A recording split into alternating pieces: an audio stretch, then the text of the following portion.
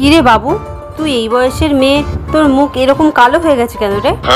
তোর বন্ধুদের দেখছিলাম কি ফর্সা চকচকে মুখ। মা, সারাদিন যদি আমার মাথায় পড়ার বোঝা থাকে, আমি কি করে আমার স্কিন কেয়ার করব বলো? 24 ঘন্টার মধ্যে কি 1 ঘন্টাও পড়াশোনা করিস? আমার ফ্রেন্ডরা মুখে কত কিছু ইউজ করে, তার জন্যই ওদের স্কিনটা এত গ্লো করে। তুই শুধু আমাকে বল তোর কি লাগবে, তোকে আমি সব এনে দেবো।